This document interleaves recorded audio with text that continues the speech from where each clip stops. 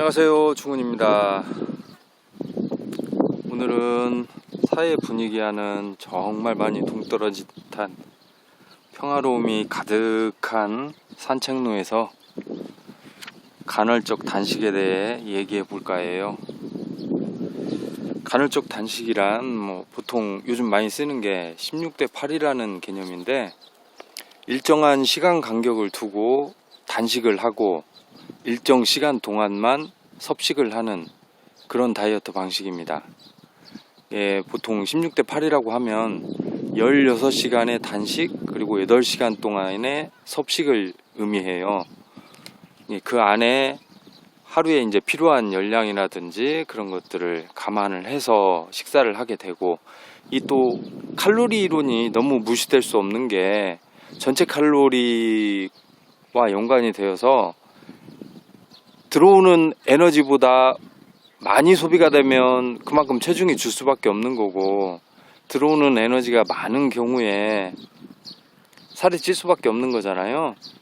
그래서 현대인들은 먹을 걸 워낙 구하기도 쉽고 너무 많이 먹는다는 취지 하에서 장기들을 좀 쉬어줄 필요가 있다라는 생각에 이런 단식법이 나오게 되었어요. 실제로 학술지에도 하루 정도의 단식으로는 유의미한 체중 감량의 효과는 없다라고 되어 있더라고요. 간헐적 단식을 장기적으로 꾸준히 진행했을 때 기대해 볼 수 있는 긍정적인 효과들은 아무래도 인슐린 저항성에 대한 개선이라든지, 아니면 전체적인 하루 섭식 칼로리의 감소라든지 이런 부분을 기대해 볼 수가 있겠죠. 20, 30대의 아침 결식률이 40%대인 현실에서 조금 부풀려 말하자면 2명 중 1명꼴로 간헐적 단식을 하고 있는 셈이나 마찬가지입니다. 특히나 득근에 관심 있는 분들은 단식에 대한 인식이 좋지는 않은 편인데요. 이유인즉 체내 저장 에너지가 고갈되면 체단백의 에너지화가 진행되어 근손실이 발생하지 않는가 하는 그런 우려 때문이죠. 그래서 오늘 이 부분 체내 에너지 대사에 대해 짚어볼까 합니다. 체내에서 에너지가 대사되는 과정은 첫 번째로 혈액의 포도당이 일단 에너지로 사용이 돼요. 근데 혈액 속 포도당은 항시 일정한 농도를 유지하죠. 110mg per 데시리터에서 140mg per 데시리터. 이게 이제 정상인의 혈당 수치인데 약 4g 정도가 됩니다. 이제 이 속에 들어가 있는 포도당이. 이게 이제 첫 번째로 에너지가 되어서 사용이 되는 거예요. 필요로 하는 장기들이나 근육 같은데 공급을 해주겠죠. 양이 워낙 적다 보니까 이것만으로는 꾸준하고 안정적으로 에너지를 공급을 할 수가 없어요. 그래서 우리 몸은 글리코겐이라는 형태로, 이게 전분과 유사한 구조의 당질 물질들이에요. 몸속에 이제 저장을 해 놓습니다. 꾸준하게 당분을 공급할 수 있도록 하려고 뇌나 안구, 신경세포 이런 부분들은 포도당만을 에너지로 사용하니까 이게 중간에 끊겨버리면 굉장히 위험하잖아요. 이 글리코겐은 정상 성인 남성 이제 70kg 정도 기준으로 했을 때 간에서 약 100g에서 120g 정도, 근육에 250g 정도를 저장을 해 놓습니다. 이 음식물이 들어오면 이 글리코겐이 부족하다 싶으면 얘를 먼저 우선적으로 채우게 되는 거예요. 여기서 이제 이 에너지들이 만약에 잉여로 더 들어와서 남는 경우에는 이제 지방산들이 이제 지방으로 축적을 하게 되겠죠. 중성지방으로. 이제 정상 성인 기준인데, 근육맨들 있잖아요. 운동을 굉장히 선수급으로 과격하게 하신 그런 분들, 이런 경우에는 근육의 최대 570g까지 올라가고 일반인은 250g 정도 저장을 합니다. 이제 이들은 에너지로 환산을 하면 탄수화물이 그람당 4kcal니까 대략 2000에서 2500kcal 정도에 해당하겠죠. 에너지 보충 없이 32km 정도를 달릴 수 있는 열량이라고 보시면 되겠습니다.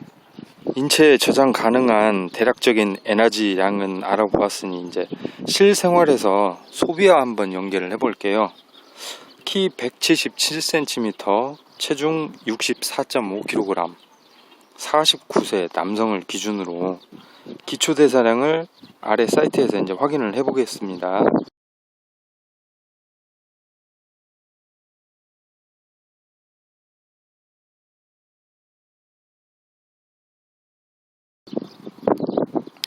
약 1500kcal 정도가 산출되었어요. 기초대사량이란 가만히 누워있다 하더라도 생명활동에 필요한 인체의 각 장기 및 조직들이 움직이면서 소비하는 에너지를 말합니다. 여기에 더해서 하루 일과 중에 에너지 소비가 있을 법한 신체 활동 등을 더해서 활동 대사량까지 산출을 해야 돼요.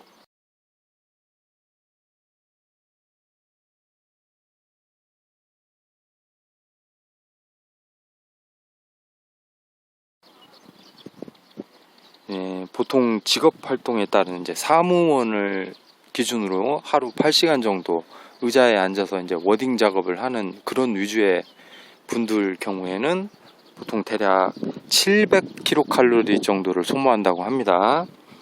예시의 남성 49세 177cm 64.5kg의 경우에 기초대사량 1500kcal, 거기에 활동대사량 700kcal, 시간당 대략 91.6kcal 정도가 필요해요. 유지를 하는데, 이제 이 열량이 유지될 때 체중의 변화가 없게 되는 거죠. 만약 여기서 이제 에너지가 더 들어온다거나 아니면 에너지가 부족하다거나 그러면 그 상황에 맞게 살이 더 찐다거나 아니면 체중의 감량이 있다거나 이제 이런 결과가 생길 수가 있겠죠. 근데 여기는 대략적인 산출이에요. 이게 인아웃을 무조건적인 수치로 그냥 대입시킨 것이기 때문에 사람은 저마다 이 생체활동을 하면서 몸 상태에 따라서 환경에 따라서 흡수율이 다릅니다. 소화율도 물론 또 개개인에 따라 다르기 때문에 이게 무조건적으로 투표에 나와 있는 대로 에너지가 100kcal가 나온다 해서 무조건적으로 이게 누구에게나 적용되는 건 아니니까 그냥 참고사항으로만 삼아 주셔야 돼요. 절대적인 수치는 아닙니다. 이제 근손실이라는 건 일정 기간 이제 근육에 부하가 없거나 약한 상태 또는 에너지 고갈로 인해서 체단백 분해에 의해 발생하므로 글리코겐 저장량 2000kcal를 가정했을 때 이제 일반인 경우죠. 운동 안 하는 경우 시간당 소비량을 계산하면 21시간을 넘지 않는 경우에 근손실은 전혀 걱정하실 필요가 없다는 그런 결론이 나오게 되는 거예요.